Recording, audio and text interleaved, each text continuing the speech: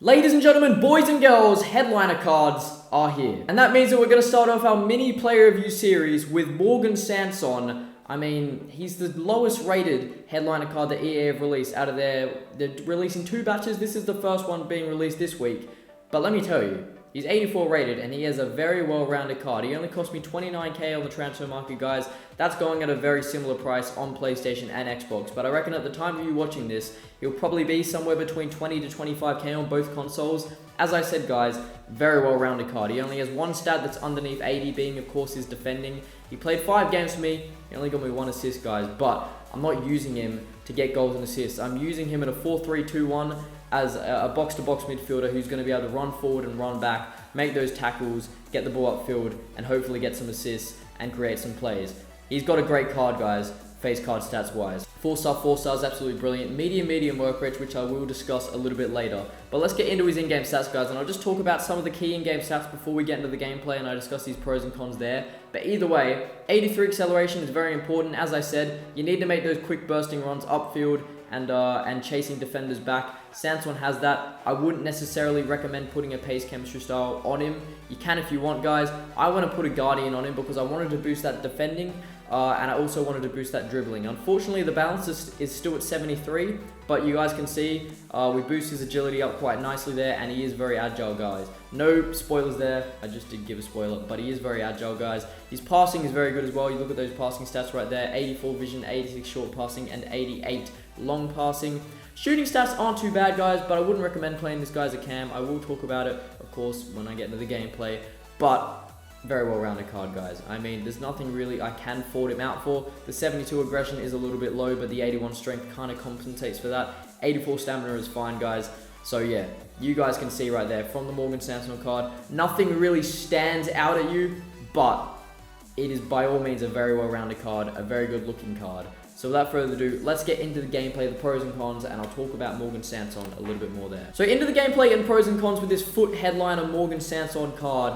Now, what are my first initial thoughts on this guy as a box-to-box midfielder? Personally, he was a great centre mid. Did he exceed my expectations? No, he didn't. For 20 to 30k, guys, I mean, you're getting a centre mid in Sanson who's going to be able to get the job done, but is he going to be able to exceed your expectations and be a lot better than what you would think he would be?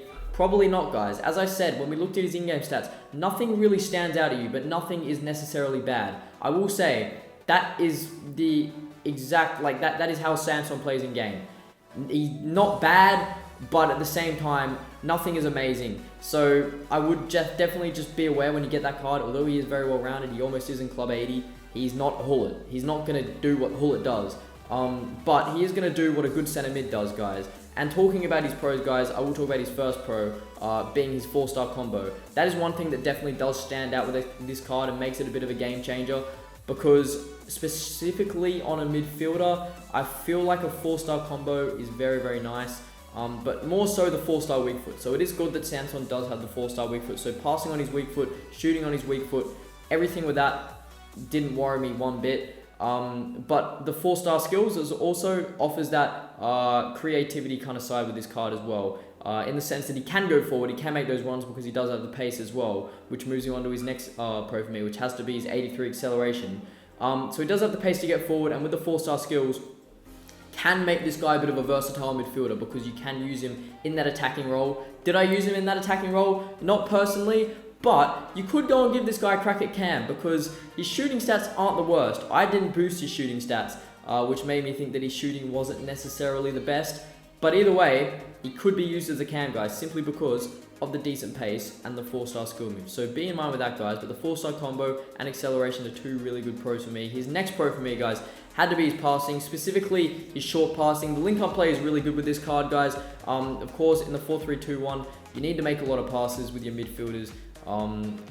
Specifically long passes as well, especially since I play on long ball. I was saying short passes.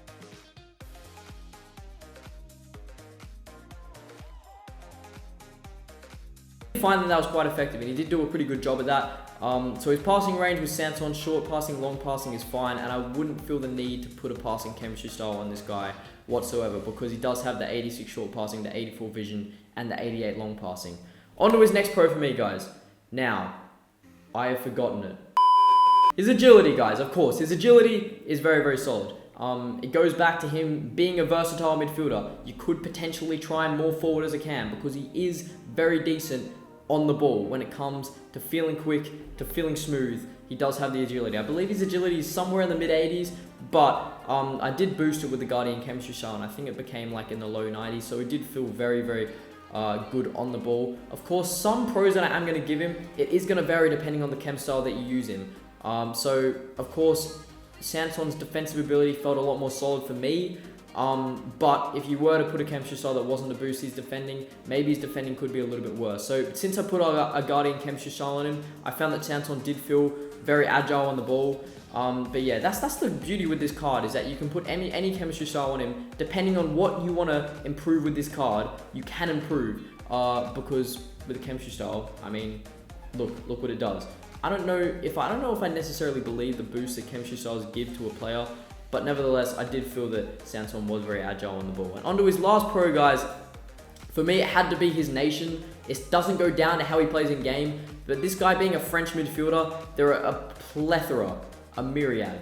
Why am I saying words that I'm like writing an essay? There are so many potential link opportunities, guys, that you can get with this Morgan Sanson card. Like, you can link him with Premier League midfielders if you want to get him to Kante, to Pogba, or if you want to get a nice perfect link. Not that I would necessarily recommend it because I'm a West Ham fan, but Dimitri Payet could definitely be an option, his Scream card. Before I get into the overall summary with this card though, guys, I do need to mention a couple of negatives, a couple of things to be aware of. Most specifically, his work rates. He's got medium work rates, guys, which at the end of the day isn't the worst, but I found Morgan Sanson in that box-to-box role sometimes did get a little bit lazy, in the sense that he wouldn't want to push upfield, and sometimes he actually wouldn't push back as much. So you just have to be aware of that, guys. If he had high work rates, it would be a different story. But it's just sometimes he doesn't actually move too much. So the 84 stamina, even if it was like 75, I reckon it would still be okay, because you actually aren't running that much with Sanson just because he doesn't really move that much. So yeah, if you are going to use this guy as a cam, I mean, I would be aware of the medium work rates. Some people like medium work rates on cams. For example, Nakata has medium work rates, but for me personally, as a cam, I like to have that high attacking work rates. And on to his final negative for me, guys, which is a bit of an iffy one, I must say so, because you can boost it with a chemistry style. It was his long shots, guys. He has 76 long shots, which isn't the be-all and end-all. I just found that his shooting from deep for me wasn't the best. Maybe it's just because I'm bad at FIFA. But I needed to put another negative on this card. But to be honest, there's not really any negatives to point out with this guy because he's so well-rounded. It's just he doesn't really do anything exceptionally. But the medium work rates, I would be aware of that. Without further ado though, guys, let's get into the overall summary, the pros, the cons, which I already discussed, but let's get into the overall rating and stuff. And would I recommend this card? Let's talk about it in the overall summary. Here we go. Into the overall summary and rating we go, guys. And this Morgan Sanson Headliners card.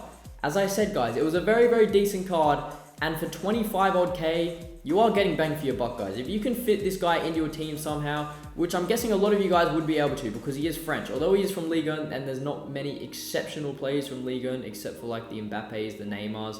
He's French, guys. So he does offer you a lot of potential links, guys. And I do think this guy, for the price that he does offer, is very good. I mean, a couple more informs for Morgan Sanson, which could potentially happen, and this guy is going to be an end game card. It's just at the moment, he's waiting to get those bigger boosts, and he doesn't knock your socks off with how he performs in game. But he still is a very solid card, guys, hence why I'm giving him an overall rating of a 7.7 out of 10.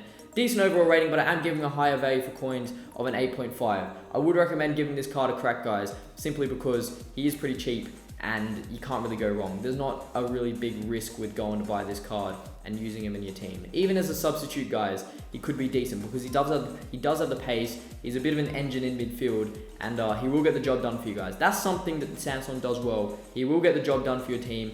That's all you really need to worry about, guys.